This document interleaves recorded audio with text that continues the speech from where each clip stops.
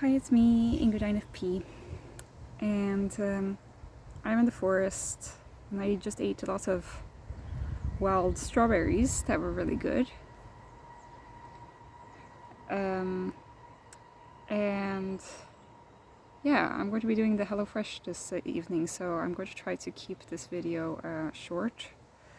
I just found out about something called neural pruning, which is when during development,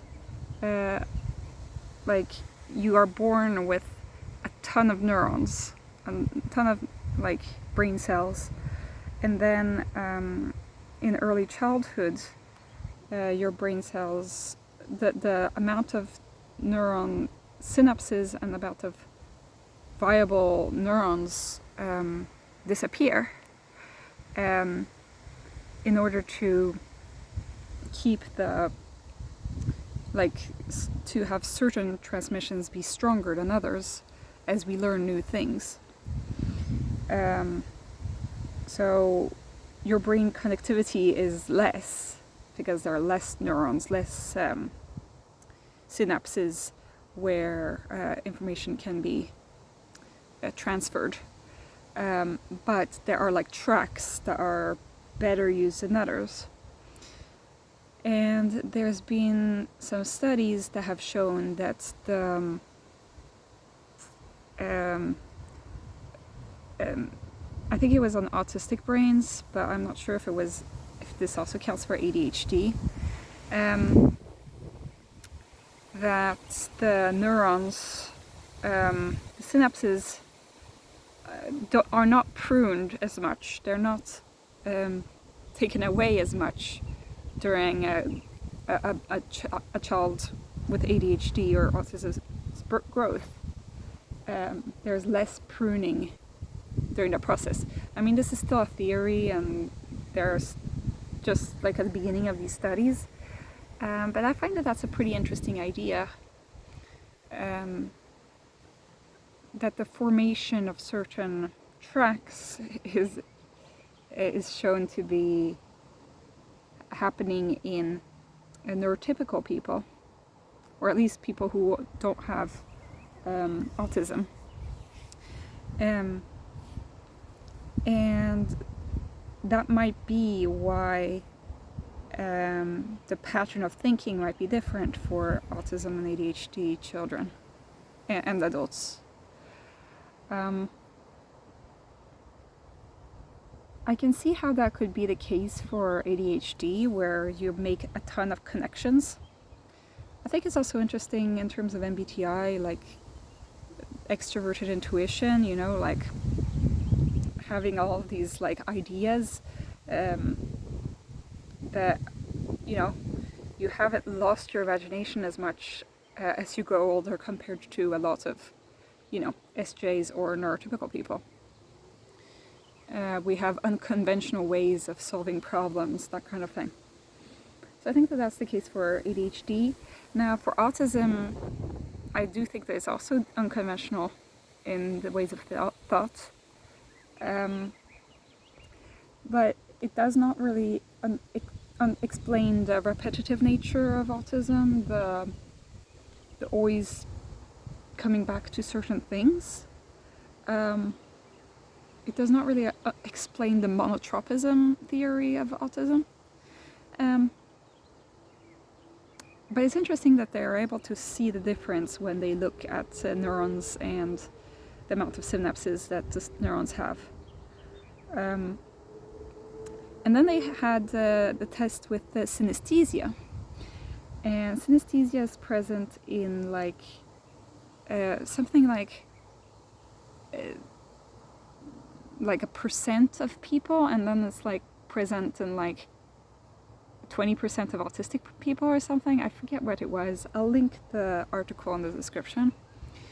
But I have synesthesia, and I am self-diagnosed autistic and ADHD, so that would make sense that synesthesia would be linked to neurodivergence in some way.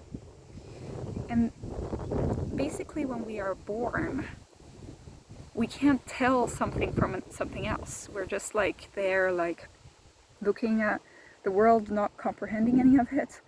And so all of our senses are kind of mixed into one. And with time, we start being able to distinguish what these different senses are and to put words to them and, start understanding things more. Even our eyes, as they start gaining more, like the patterns of seeing become more developed as time goes on. When you're born, you can barely see, and then with time, like your optic nerve and everything, it gets developed, and you develop these pathways. At first it's basically like there are no pathways, it's just like everything is connected, and then you start developing these are certain paths that you can take. And I think that if you have synesthesia, I think that probably a lot of children have synesthesia, but then they grow out of it before they even learn what synesthesia is. They're just like, oh, of course, they've always seen things a certain way, and then it disappears, and then they forget about it as they grow up. But for people who stay synesthesiacs, I don't know, they keep these connections that are between certain senses that shouldn't be connected. And it might be a result of that there isn't the neural pruning, the taking away of certain connections that happens with growth. That might also explain why, a lot of neurodivergent people are very imaginative, and can see, we grow up slower in a way, not to excuse any infantilization that happens, but we grow up slower. And I'd say the same is true for INFPs, for those of you who watch this channel and are watching for the INFP stuff. I think that maybe INFPs have less neural pruning. Maybe the types that have highly developed extroverted intuition might have less neural pruning in general, because we are more of an expansive thinkers rather than funnel thinkers, But I can also see that maybe a lack of neural pruning could also lead to developing an eye as a child. I don't know exactly, because, we haven't been able to link cognitive functions really to brain structure. But it would be interesting if there is something there, and with that, if we could see a link between neural pruning and neurodivergence, and maybe we could see a link between neural pruning and MBTI types, maybe there would be also some kind of link between neurodivergence and MBTI type. That would be pretty interesting. I don't like certain of these studies that are about, oh gosh, some insects are really scary, they're huge. Okay. I lost my train of thought, which is pretty ironic. Okay. Yeah, so I thought that maybe if we could find these connections between certain brain... But what is scary is I don't want the research that is around autism and ADHD be about how can we cure autism and ADHD, because We don't need a cure. We're perfect the way that we are, you know. Imagine if there was a cure for INFPness. That would be terrible. You know, no more INFPs in the world. So same goes for autism and ADHD. Sure, these leads to like disability and such, but it's not. We're allowed to exist with our diversity of brains, you know. And so finding a cure, it does scare me, because it's like when they're doing studies about sexual orientation, you know, like some people want to find like the gay gene in order to, well, basically have like a eugenic genocide kind of idea floating around, because people don't want to have gay children, and people don't want to have autistic and ADHD children, which is really a shame, and really awful and terrible. So sometimes it's kind of like, I don't really love delving into these mysteries, but I find that if this will help figure out accommodations for different people, and to be able to use this information in order to help people with autism and ADHD like uncover their true potential, and like utilize their strengths in a good way, then I think that it's positive to have these studies. I also think it's interesting to learn more about the brain. But yeah, it's also these studies often,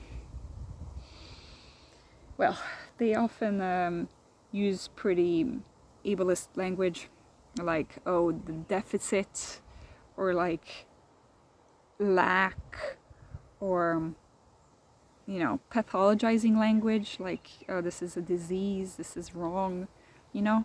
Would you say that synesthesia is a disease? Like, no.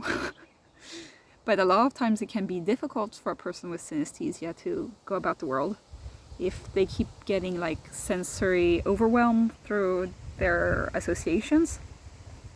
So the same goes for other neurodivergencies. And when I'm talking about neurodivergencies, I'm talking about neurodevelopmental neurodivergencies, because I mean, these are studies about, like, you know, children, when children develop in childhood. You can be neurodivergent because of bipolar disorder, or because of borderline personality disorder, or because of, well, other mental illness. Tourette's, I don't think really applies here, but a lot of people with Tourette's have other neurodevelopmental well, disorders. I don't have any other name for it. But I'm talking about neurodevelopmental neurodivergencies, and not other mental health neurodivergencies that develop later in life, often due to, you know, different things that happen to us in our lives.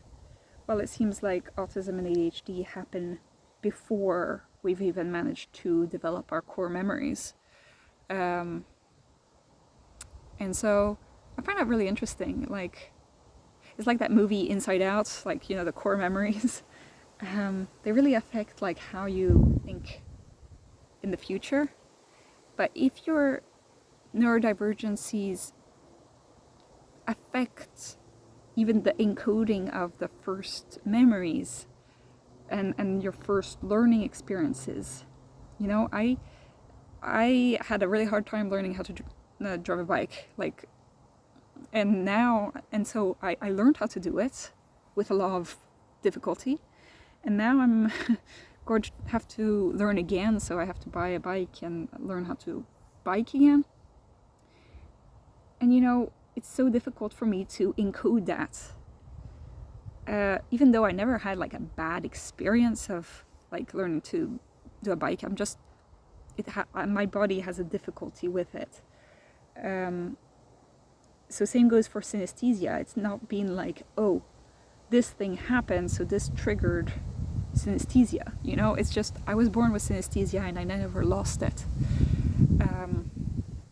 So there are certain things I believe that we are born with, or that they are at least like encoded within the first few years of life, like before you turn 8 or something, 8, 10, that don't have to do with trauma, but they have to do with how our brain forms.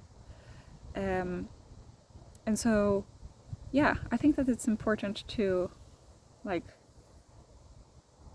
make a distinction between these two things, between like neurodevelopmental differences as opposed to mental illness.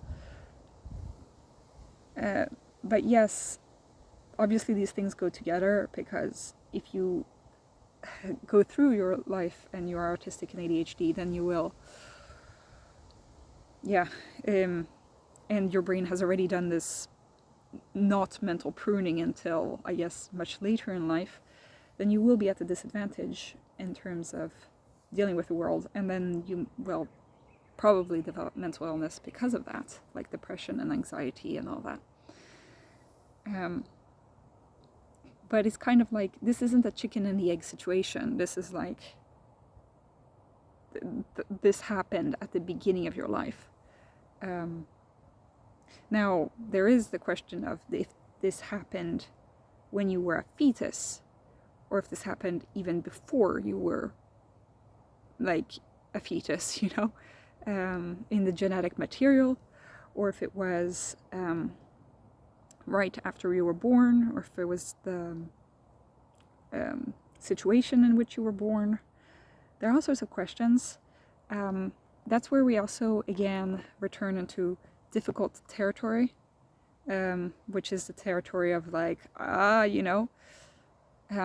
there's this one scientist who is really awful, this Harvard professor, who believes that obesity in women leads to autism in children. And, like, first of all, fat shaming, you know, not these things. But the thing is, because he's like, yeah, you know, diabetes in the mother has been correlated with autism in the child.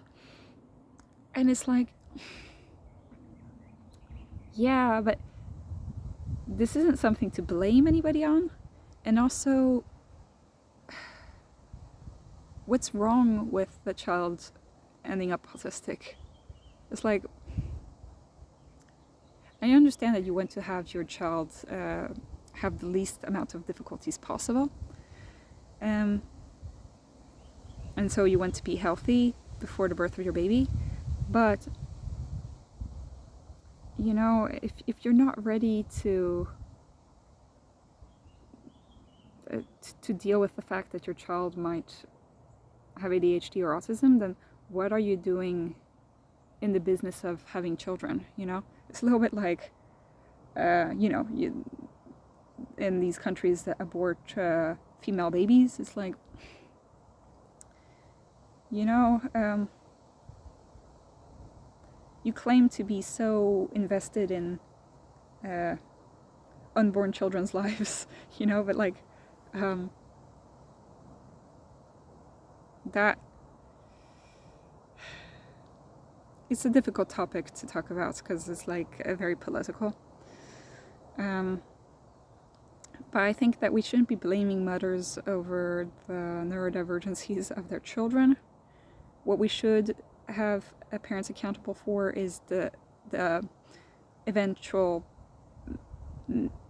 trauma that they might give their children through abusive behaviors or that kind of thing. That I definitely think is, the parents need to be held accountable.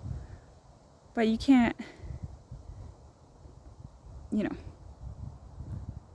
can't be accountable for your genes, you know. And you know, it's kind of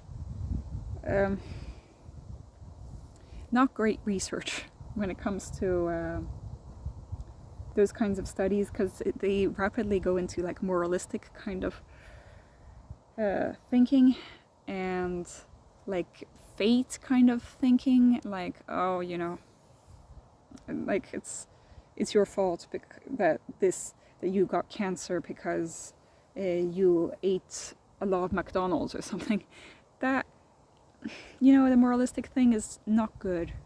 So yeah, I kind of went on a tangent here, but that's par for the course, you know, that's kind of how it is. I hope that you guys are doing well. I'm going to put links to the video that I watched about this and the article it was based on in the description. I do recommend the website embrace-autism.com for anybody who's wondering if they're neurodivergent or not. They have a lot of tests and they have a lot of articles that are quite interesting.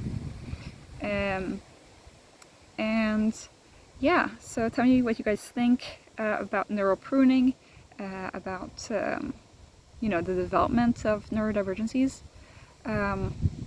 Please stay civil in the comments, because I think I might have touched on some political nerves here. I'm not ashamed to say it, I am a leftist, okay? So yeah, I believe that you know, in free choice and all that. But I also think that we should, you know, not abort children with disabilities, you know. It's just, it's a delicate topic, okay? So have a great day, everybody. Bye.